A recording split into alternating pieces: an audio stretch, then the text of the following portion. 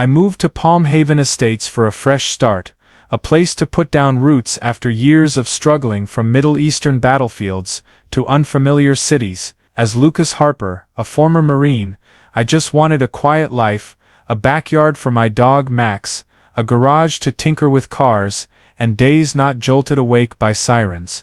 Palm Haven, an upscale suburban neighborhood in Florida, looked like a perfect picture: pristine white houses with red-tiled roofs, lawns green as golf courses, and palm-lined streets scented with orange blossoms.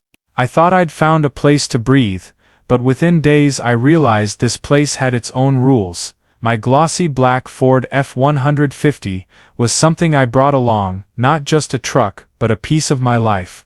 It had carried me down dusty roads, hauled memories from my military days, with its matte paint and rugged tires like a statement.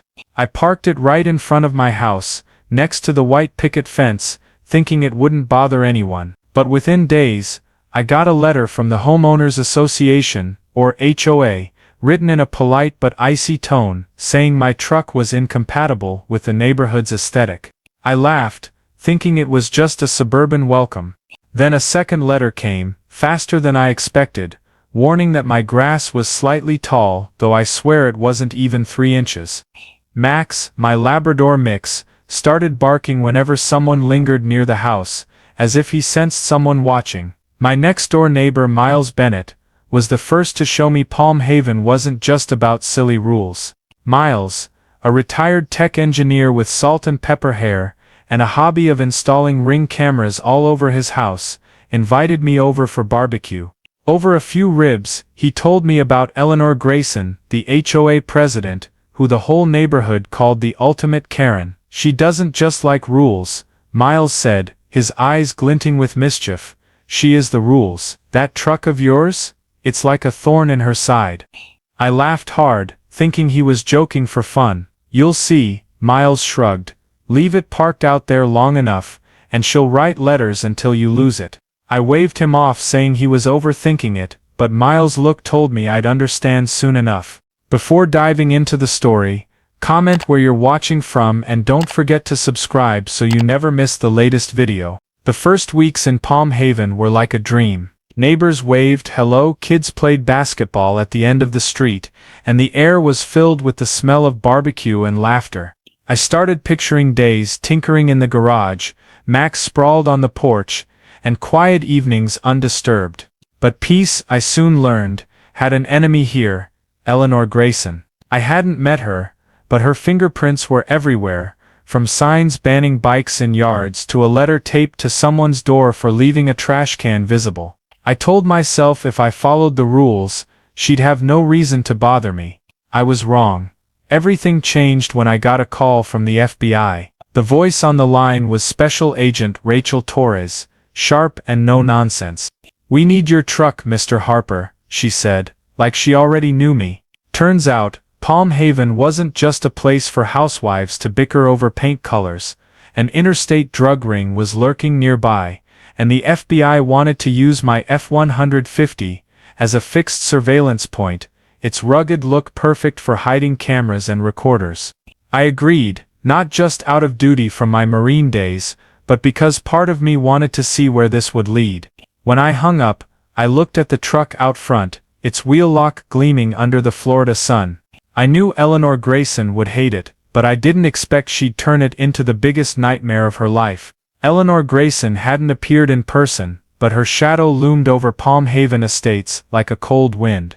After the second warning letter about my lawn, I started noticing small signs: a prying glance from a passerby, the scratch of a pen when someone paused near my Ford F-150, and the way Max barked whenever a stranger lingered. Miles Bennett was right. Eleanor wasn't just a nosy neighbor. She was the embodiment of rules, a self-crowned queen of the neighborhood, and I, with my glossy black truck, had unwittingly become the challenger to her throne. I learned more about Eleanor through Miles' stories, often shared while we sat on his porch, sipping beers and watching kids bike under the Florida sunset. Eleanor, per Miles, was once a successful realtor, retired early after a messy divorce. No kids, no hobbies beyond control, she turned the HOA into her personal playground. "She's got a notebook," Miles whispered, like he was telling a ghost story, "tracks everything, who leaves trash out too long, who paints their door the wrong color. Once, she fined Betty Sullivan for keeping a Christmas wreath up till January 2nd. I laughed, thinking he was joking, but Miles just shook his head. "You haven't seen her mad yet, your truck? It's like waving a red flag at a bull." I hadn't met Eleanor, but I felt her pressure through the letters. The third arrived one morning while I was feeding Max, cream envelope, neat handwriting, but the words cut like a knife. "Dear Mr. Harper, your truck continues to violate Palm Haven's aesthetic standards. Please move it to your garage or replace it with a more suitable vehicle." More suitable? I looked out at the F-150, its rugged tires shining, matte paint like a statement. It wasn't just a truck, it was me. I stuffed the letter in a drawer, thinking if I ignored it, she'd get bored. But I underestimated Eleanor Grayson. A few days later, I saw her for the first time, not in person, but through an unexpected encounter. I was washing the truck out front, Max lounging nearby, when a white SUV cruised by, slow like it was patrolling. The woman behind the wheel, blonde curls, lips pursed tight, stared at the F-150, like it had insulted her entire family. I waved, trying to be friendly, but she just glared and drove off.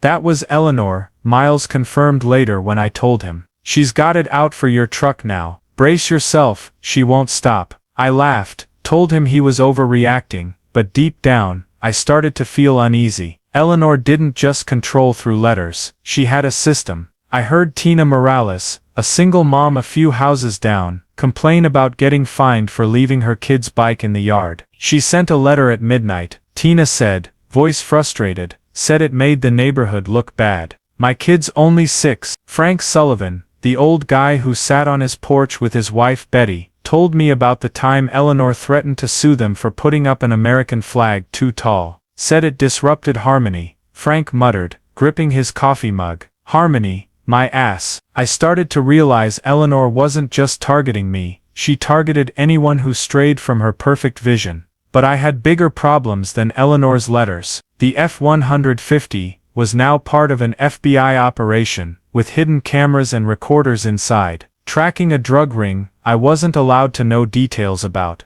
I told myself, if I kept the truck in place, and followed Special Agent Rachel Torres' instructions, everything would be fine. But when the fourth letter arrived, with red text screaming, "Final warning about the truck," I knew Eleanor wouldn't let up. "She's about to make her move," Miles said, half joking, half serious. I shrugged, but in my head, I wondered, would Eleanor Grayson stop at letters, or would she do something stupider? Eleanor Grayson's letters started piling up in my kitchen drawer, but I tried not to let them rattle me. I had bigger things to worry about. This was the story of my Ford F-150, now not just a point of personal pride, but part of an FBI mission I couldn't tell anyone about. Palm Haven Estates still looked like a painting, with its pristine white houses and emerald lawns, but beneath that calm, I knew something shady was brewing, and my truck was the key to exposing it. After the call from Special Agent Rachel Torres, I was summoned to a small coffee shop on the edge of town, where she laid it all out.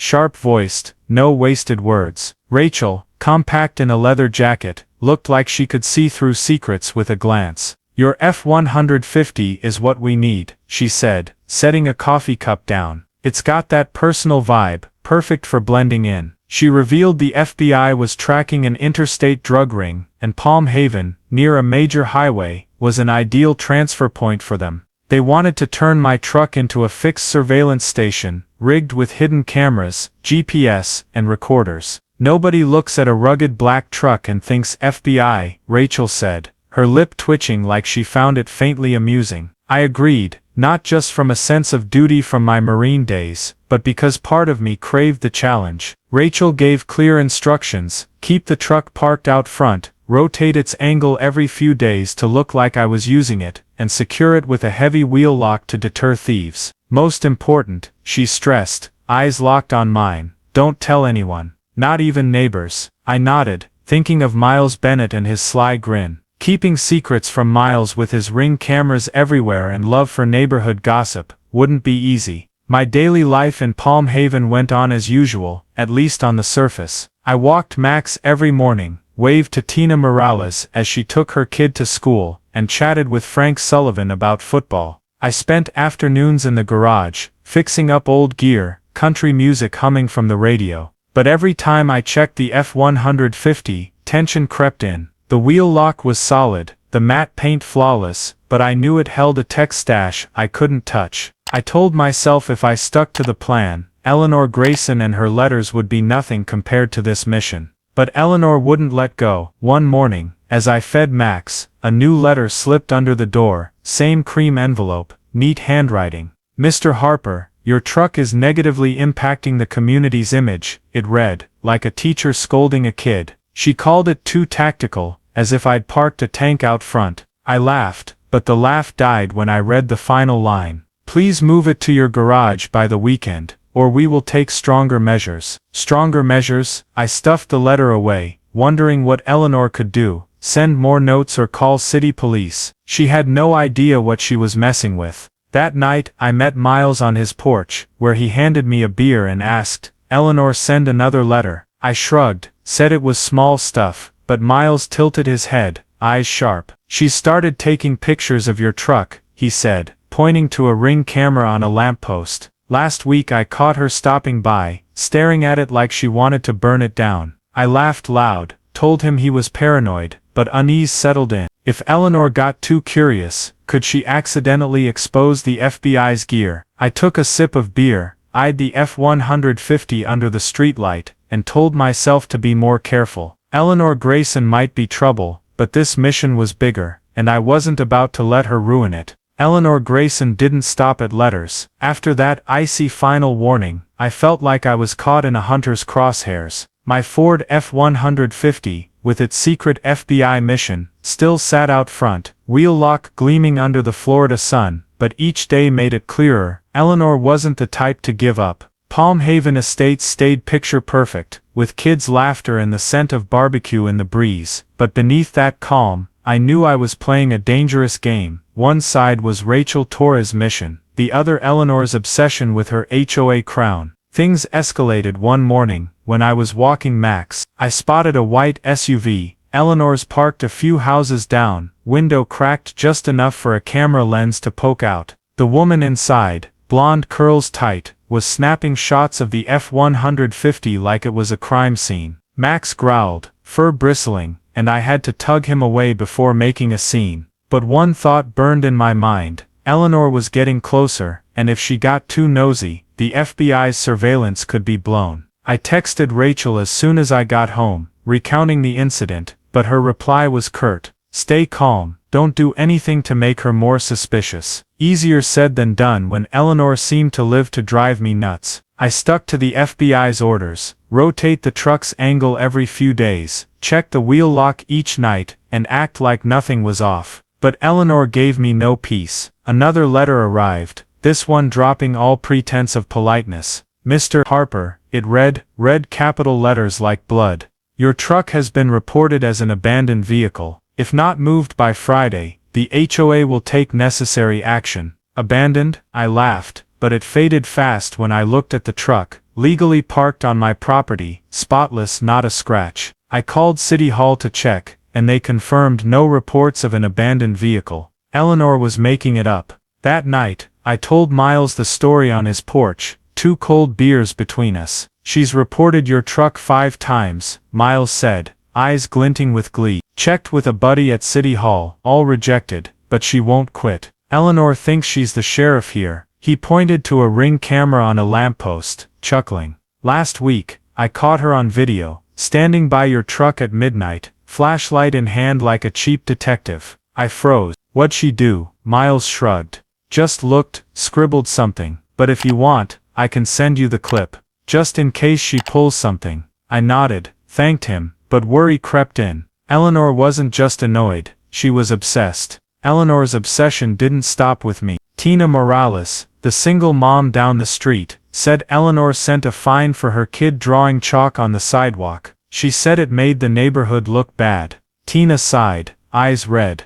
"I had to scrub it off in front of my girl, she cried all night." Frank Sullivan, The old guy on his porch with Betty wasn't spared either. She threatened to sue me for planting a fruit tree, Frank grumbled, gripping a cigar, said it'd attract bugs. Bugs, her ass. I realized Eleanor didn't just want control, she wanted fear, but I couldn't let her win, not when the F-150 carried a bigger purpose. I reported back to Rachel, suggesting I move the truck to the garage to avoid trouble, but she shot it down. We need it there, she said, over the phone, voice like steel. If she touches it, she's in for it. Just follow orders. I nodded, though I knew it wasn't that simple. Every time I checked the truck, I felt Eleanor's eyes from afar, through her SUV's window, or from a street corner. She was waiting for her chance, and I could only hope she'd stop before doing something dumb. But deep down, I knew Eleanor Grayson wasn't the type to stop.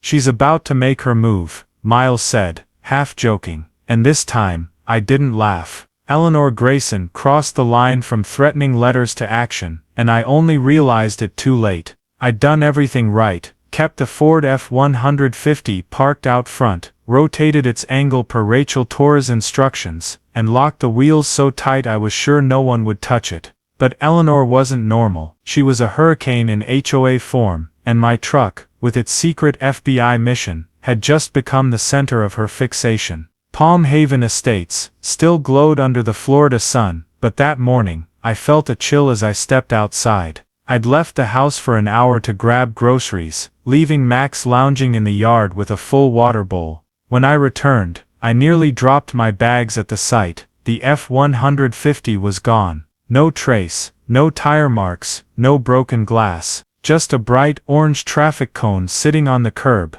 with a note taped to it in Eleanor's neat script. Aesthetic violation. HOA impounded.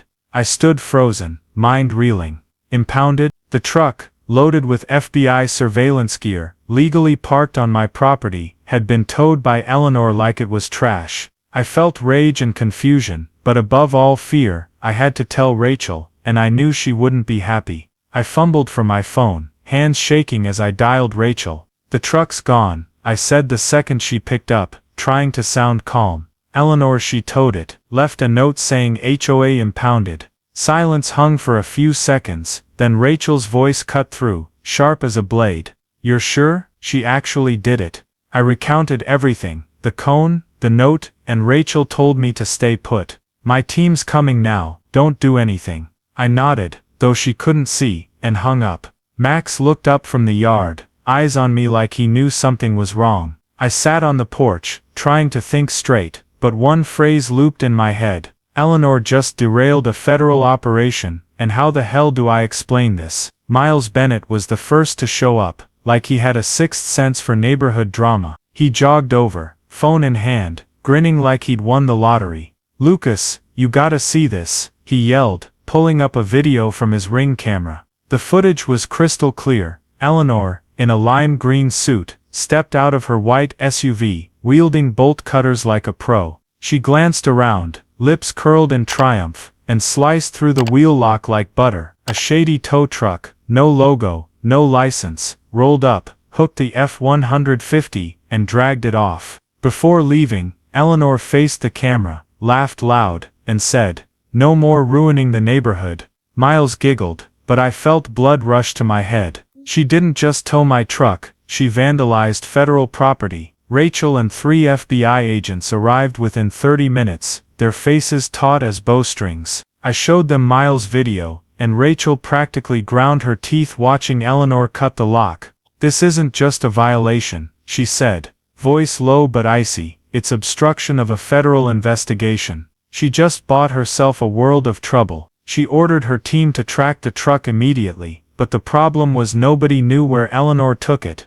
The tow company in the video had no name, no clear plates, definitely off the books. Rachel turned to me, asking, "Did she say anything before? Any clues?" I shook my head, handing her the HOA impounded note. Rachel held it, eyes narrowing. "We'll find the truck," she said, "but if the gear's damaged, this operation's done." I felt like I'd screwed everything up, even though I'd followed orders. Miles clapped my shoulder, saying, "She dug her own grave, Lucas. You just watch the show." But I couldn't relax. The F-150 wasn't just my truck, it was the FBI's eyes and ears, and Eleanor with her bolt cutters and smug grin, had just severed it all. I stared at the empty street, where it once sat, the orange cone still there like a taunt. Eleanor Grayson thought she'd won, but she didn't know she'd lit a fuse. And when Rachel returned, her eyes said Eleanor would soon regret today. Eleanor Grayson lit a fuse when she towed my Ford F-150, and I was still reeling as I stood on the porch, staring at the orange traffic cone like a mockery.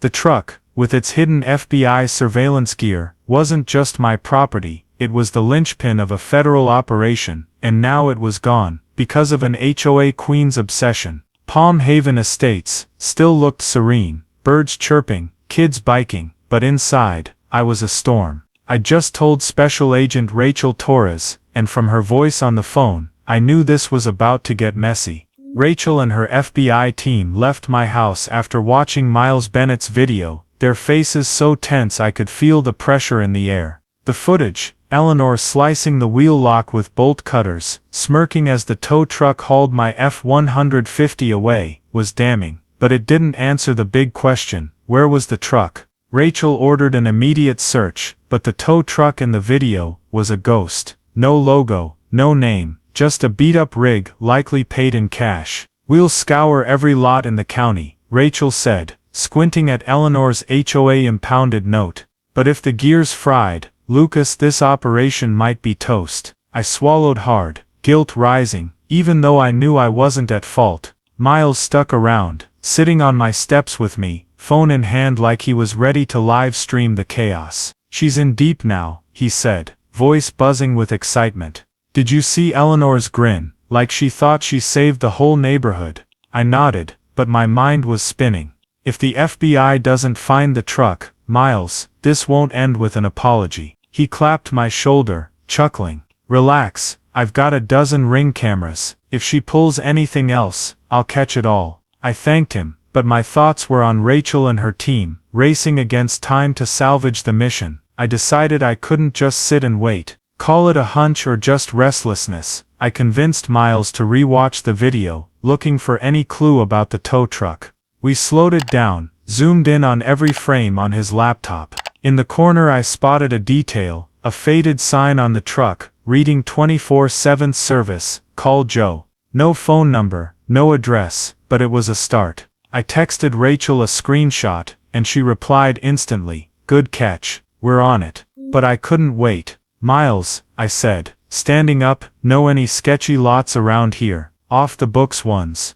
He grinned. You think I've lived in Palm Haven this long without knowing those spots? Miles led me to an abandoned lot a few miles from the neighborhood, tucked behind a rusted fence and overgrown weeds. It looked like a car graveyard, a few junked sedans, a broken bike frame, and there in the corner my F-150. It was parked crooked, driver's side mirror cracked, matte paint scratched to hell. I felt my blood boil, but Miles held me back as a guard stepped out, baseball bat in hand. Private property, he growled. Get lost. I wanted to argue, but Miles whispered. Call Rachel, don't do anything dumb. I sent Rachel the location, and within 10 minutes, her FBI team rolled in, lights flashing in the dusk. Rachel marched into the lot, no hesitation, flashing her badge like a trump card. The guard backed off, muttering about a misunderstanding. I led Rachel to the F-150, and she nearly groaned at its state. Not just the mirror, the black box with the surveillance gear was pried open, wires spilling out like gutted insides. This isn't a tow lot, Rachel said, kicking a stray tire aside. It's Eleanor's secret dump. She snapped photos, called in a tech team for evidence, then turned to me. She thinks she can get away with this. I shook my head, only able to say, she thinks she's the law. As the FBI towed the truck back to their base, I stood in the lot, staring at the junk and weeds. Eleanor had gone too far, and now with Miles' video and this wreck, she had no way out. Rachel called from her car, voice stern, we'll handle Eleanor, but Lucas, brace yourself, this is gonna be big. I nodded, watching her taillights fade. Eleanor Grayson had pushed herself to the edge, and I knew, no matter how loud she talked, she was about to face something far bigger than her HOA power. Eleanor Grayson dug her own grave when she towed my Ford F-150, but I didn't expect things to explode so fast. After tracking the truck to that abandoned lot, I thought the FBI would quietly handle Eleanor, but she, with the stubbornness of someone who thinks they're untouchable, decided to double down. She called an emergency HOA meeting at the Palm Haven Estates Community Center, claiming she'd clear up the misunderstanding about the tow. I knew this wasn't an apology, it was her stage to play victim. But with Miles Bennett's video and Special Agent Rachel Torres' fury, I was ready to turn her stage into the final curtain for the HOA queen. The community center was packed when I walked in, the air thick with tension. Residents filled the seats, whispering. Tina Morales clutched her daughter Frank and Betty Sullivan, glared toward the podium, and a few local reporters stood in the corner, pens poised. A lawyer from outside the neighborhood, invited by someone, sat near the exit, eyes sharp. Eleanor arrived 10 minutes late, in a blazing red suit like she was hosting a TV show, clutching a binder like a weapon. She tapped the mic twice, flashed a saccharine smile, and began, "Thank you all for coming on short notice. I want to address the unfortunate incident involving the removal of an improper vehicle from our neighborhood." She spoke smoothly, like she'd rehearsed for a week. Eleanor called my F-150 a visual menace, claiming it was abandoned and ruining Palm Haven. "There's been a lot of misinformation and hysteria," she said, voice syrupy, "but as HOA president, I acted for the community's good." A chuckle came from the back. "Definitely Miles. I couldn't take it anymore." I stood, voice louder than I meant. "Misinformation? You cut my truck's lock, towed it without authority, and bragged about it on Facebook." The room buzzed with murmurs. Eleanor glared, lips pursed, but I didn't stop. I signaled the community center's IT guy, who was ready with my USB. The big screen behind Eleanor lit up, and Miles' video played. The room went dead silent as Eleanor, in her lime green suit, sliced the wheel lock with bolt cutters, laughing as the tow truck hauled the F-150 away. "No more ruining the neighborhood," her voice rang clear. I kept going, pulling up Eleanor's Facebook post, a string of statuses, gloating about her decisive action and mocking the military cosplay truck. Residents gasped. Tina stood, shouting, "You fined my kid for chalk drawings, now you wreck people's cars." Frank Sullivan growled, "You think you're king here." Eleanor tried to regain control, voice shaky. "May have been mistaken about the truck's owner, but it violated HOA rules, and I had the right." She didn't finish before Special Agent Rachel Torres walked in, cutting through like a blade. Rachel, in a black leather jacket, flashed her FBI badge and said, voice icy, "No, you didn't have the right." She faced the room explaining the F-150 was federal property, rigged with surveillance gear for a drug sting. "Miss Grayson's actions," Rachel said, eyes locked on Eleanor, "sabotaged a 3-month investigation, damaged thousands in equipment, and let suspects slip away." The room held its breath. "She's facing charges, destruction of federal property, obstruction of justice, and using an unlicensed tow service." Eleanor opened her mouth, but no words came. She looked to the HOA board for rescue, but Walter Klein, who'd always feared her, stood, voice trembling. "I moved to remove Eleanor Grayson as president,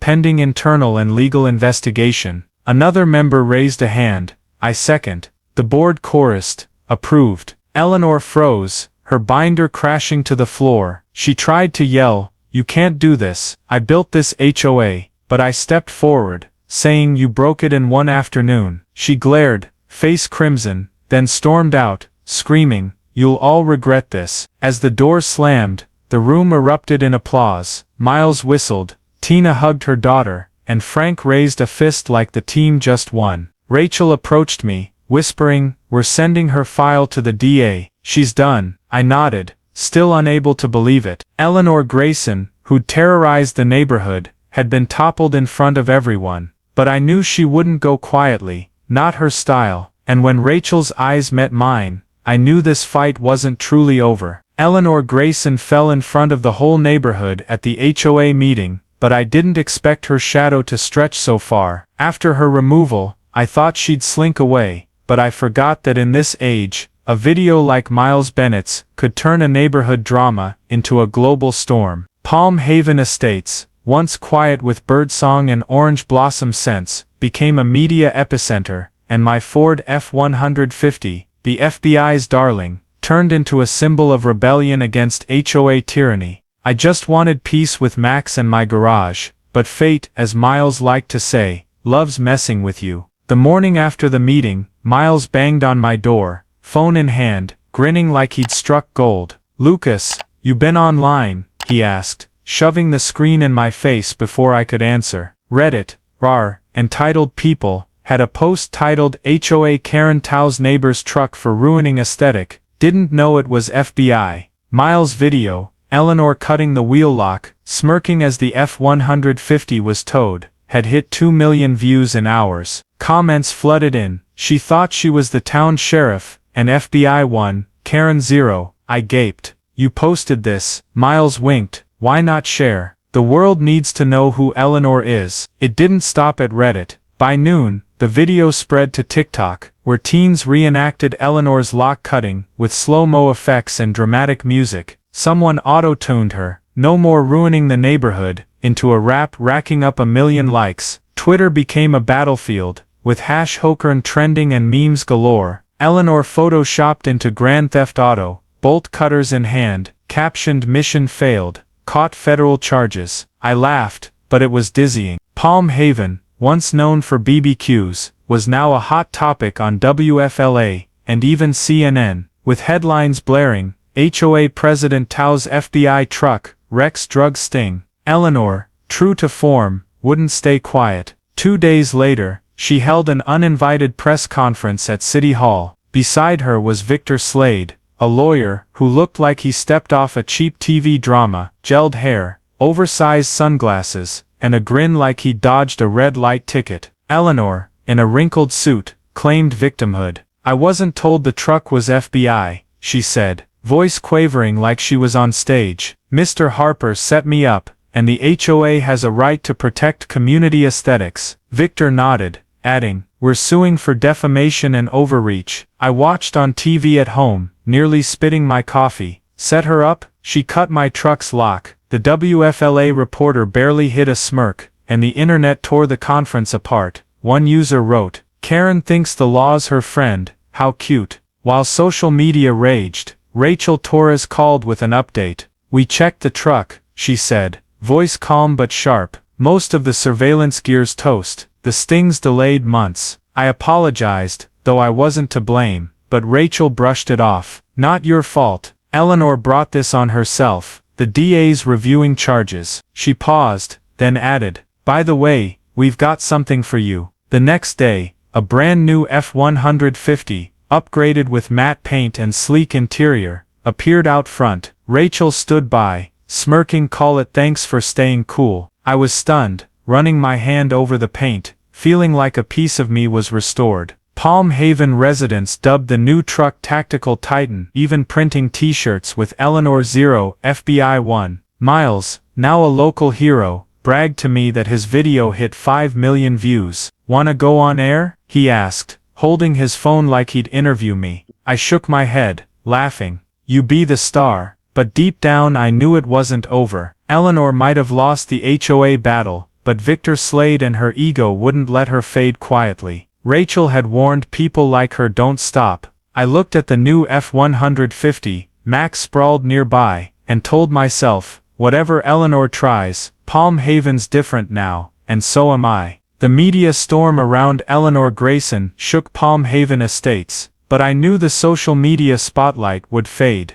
giving way to what really mattered, justice. After her disastrous press conference, with weak excuses and Victor Slade torn apart online, I thought Eleanor would retreat, but as Rachel Torres warned, she wasn't the type to let go easily. This time though, she wasn't facing me or Palm Haven's residents, she was up against the FBI and the legal system, and they didn't care about her binder or smug smile. I just wanted to get back to a quiet life with Max and the new F-150, but Eleanor made sure this story had to reach its end. A few days after Miles Bennett's video blew up, Rachel called from FBI headquarters, her voice calm but razor-sharp. "The county DA just filed charges against Eleanor," she said, listing them like a grocery run: destruction of federal property, obstruction of justice, using an unlicensed tow service, and misusing HOA funds. Misusing funds. I was shocked, and Rachel explained.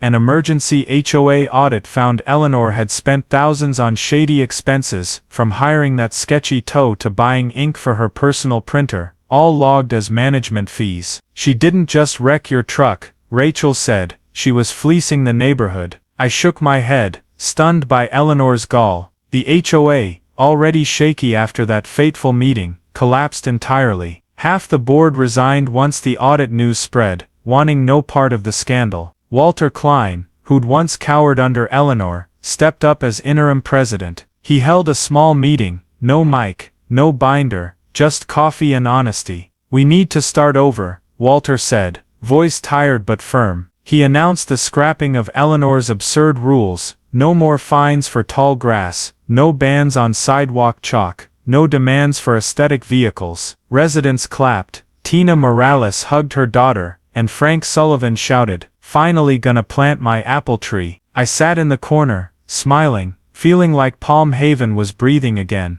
Eleanor had no fight left. Rachel told me the DA reviewed Miles', checked the abandoned lot, and got a statement from the guard, who quickly admitted Eleanor paid cash to hide the truck. With evidence stacked high, Eleanor took a plea deal to avoid prison. She was hit with a hefty fine, ordered to repay the HOA's damages, and banned from any HOA board for 20 years. She got off easy, Rachel said over the phone, a hint of sarcasm. If the FBI pushed, she'd be behind bars. I didn't know how Eleanor felt. She hadn't surfaced since the press conference, but rumors spread that she put her house up for sale, silent as a ghost. Palm Haven's residents celebrated their way. Tina threw an impromptu block party, with cookies and lemonade right on the sidewalk. Eleanor once banned chalk from. Frank and Betty brought a keg, and Miles, now a social media legend, set up speakers blaring the "No More Ruining the Neighborhood" rap, making everyone howl. I stood by the new F-150, running my hand over its matte paint, feeling relief. Max sprawled at my feet, yawning like he knew the drama was done. But watching everyone, people who'd feared Eleanor, now laughing freely, I realized something bigger. We'd taken back our neighborhood, not just from Eleanor, but from the fear she'd sown. Rachel showed up at the party, not in her leather jacket but a casual tee, the first time I saw her smile for real. "Eleanor's files with the DA," she said, sipping lemonade, "but brace yourself, people like her don't vanish quietly." I nodded, knowing she was right. Eleanor might have lost, but her ego wouldn't let her forget easily. As the sunset bathed Palm Haven, I looked at the truck, now called Tactical Titan, and told myself, whatever Eleanor tries, she's no longer the law here. We're the ones shaping this neighborhood's future. Eleanor Grayson left Palm Haven Estates, like a ghost exiting the stage, leaving the neighborhood, not just free but bursting with new life. After the charges, the audit, and that lively block party, I felt a real shift, not just in the lawns or white fences, but in the people here. My new Ford F-150, Tactical Titan, as the residents called it, stood proud out front, no longer a target for warning letters, but a symbol of victory. Max lounged beside it, yawning under the Florida sun, like he knew Eleanor's time was done. But I, Lucas Harper, understood this story wasn't just about a truck or a fallen HOA queen, it was about reclaiming what was ours. Palm Haven started changing in ways I hadn't imagined. No more letters slipped under doors, no glares for leaving a trash can out past 6 hours. Tina Morales painted her door a vibrant blue, defying Eleanor's old neutral colors rule. Frank and Betty Sullivan planted a row of apple trees, and Frank bragged to me about planning homemade cider. Kids covered the sidewalks with chalk art, vivid drawings stretching down the street, and no one got fined. Walter Klein, now interim HOA president, declared the board would only meet when truly needed, with one rule: don't bother your neighbors. Residents cheered, and for the first time, Palm Haven felt like a real community, not Eleanor's painting. I decided to do something to keep that spirit alive. The abandoned lot where Eleanor hid the F-150 was auctioned off by the City Post scandal. With help from Miles Bennett and a few residents, I bought it, turning it into a community garage.